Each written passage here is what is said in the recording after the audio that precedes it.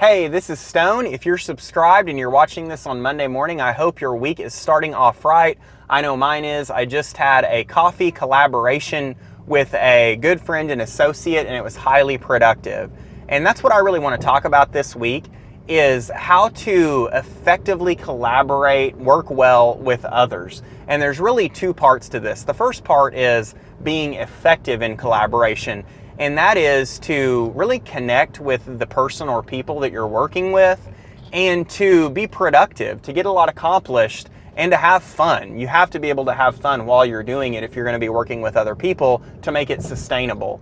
And then number two is to be efficient, because whenever you work with other people, there's a lot more moving parts and there's a lot more margin for time lost. So that's exactly what this video is going to do for you. It's going to give you those resources if you do two things.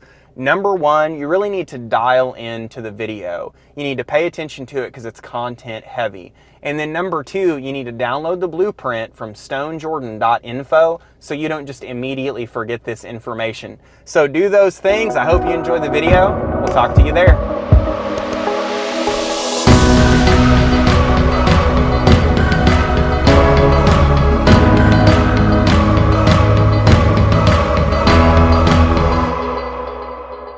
So collaboration is something that's really near and dear to my heart. Collaborating with others is awesome. It's one of my favorite things about business because you get to connect with people, and it really forces you, if you're collaborating well, to challenge each other and trust each other and really just communicate well and get to know the person better. I'm in kind of a unique position to talk about this because both within ministry and within my business, I do a lot of collaborative projects. In fact, right now I have 3 different projects that I'm collaborating on. So what I really want to talk to you about today are the 5 keys to having successful collaboration or working well with others. Number 1, you need a really good digital idea and action catcher. And what I use is Evernote. If you've ever followed this blog, you know I love Evernote. I'm not affiliated with Evernote. I am going to put a link to Evernote in the blueprint and then a link to a short tutorial on it as well. But Evernote is amazing for catching ideas and actions. And if you know Evernote, you can simply create a stack that is your project and then notebooks for the keys that are going to move you towards that project. And then the notes, the actions, and the ideas go within those notebooks. I'll explain that a little bit more, really getting into point number 2 or key number 2. That is that you need to painstakingly define your ultimate outcome. Now, for me, even when I know what the outcome is, I will sometimes spend an entire hour of meeting with my team and communicating exactly what that outcome is. It allows everybody to communicate, give their input, talk about why you're doing what you're doing, which is a great motivator, and it allows everyone the benefit that's there of going from being a flashlight to a laser beam within that project. So I get painstakingly clear, and it's the only thing I get painstakingly clear on because you need a lot of wiggle room inside of a project. But this one thing gets super clear about. Number 3 is that you want to create key outcomes, the most important things that you must accomplish in order to accomplish your ultimate outcome. Now, unlike the ultimate outcome, these can change and morph as you grow as a team and as you understand the project better. Most projects have between 3 and 5, and if I'm using Evernote, I just simply create notebooks. So, in other words, subfolders of the main folder, if you're not familiar with Evernote, that explain each of the key outcomes. And then my actions and ideas go into those folders. But you need those key outcomes so that you know what is it going to take, even if I can't see how to get there yet, what is it going to take in order to accomplish the ultimate outcome? And again, this has to be communicated and created with the group as a whole. Number 4 is that you need to set timetables. Incredibly important, and we're really talking about 2 kinds of timetables. Number 1, you just need to decide how long the project's going to be, and in many cases you need really 3 or 4 sessions before you determine that, so you really know how many moving parts and how much time it's going to take.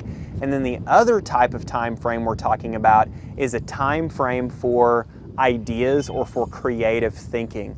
I'll never forget, I watched an episode of The Apprentice, I think it was season 2, and there was 2 teams, and they were tasked with creating an ice cream flavor and then selling that ice cream.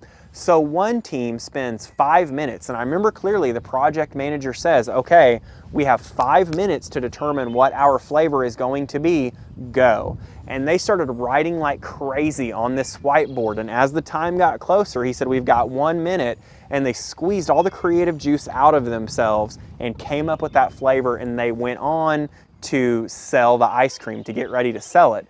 You look at the other team by contrast, I don't know how much time they spent, maybe an hour, maybe more, but the project manager just could not decide what the flavor was going to be and was really looking for help from her team, but they just kept coming up with ideas, and it created analysis paralysis, which always happens if you think about something too much, and you've probably experienced that yourself. So you really need to have a timetable for your end game, how long the project is going to take, and then you need timetables for other kind of subcategories that are going to lead you to the end of the project. And then you also need to set time frames within sessions for creative thinking, that once this time is done, we're going to use whatever we have, we're done with your creative thinking, so you don't have that analysis paralysis. And then number 5, this kind of leads to number 5, never say no. That is actually a rule in improvisation. I think I heard that on Whose Line Is It Anyway? That whenever you're trying to riff off of other people and joke and improvise, that you never say no. You roll with whatever the other person says, no matter how crazy or ludicrous it is. That's what you do within a project. You don't want to say no and stifle the creative flow or make someone feel like they're not worth very much within the team. You want to allow that stuff out there, and the way I look at it is this. You're not going to use everything that you come up with, all the actions and ideas that you come up with in a project. I kind of look at the beginning of a project as an unhewn stone, and that stone is all the information you put into the project. And then as the weeks go by, you're chipping away at that stone, so you don't end up using everything. So allow everybody to collaborate and feel like their input matters, because it does. Just because you don't agree with something, that doesn't mean it's not right. Even if it's not, never say no. I hope you have found those tips helpful. I guarantee you, if you just use those fundamentals, you can have amazing collaboration with others. Let me know what you think and what you do to collaborate. Leave me a comment below at stonejordan.info. And just remember, this week, my friend, is a gift. So do 2 things. Be purposeful and productive with it. Thank you so much. We'll talk to you next time.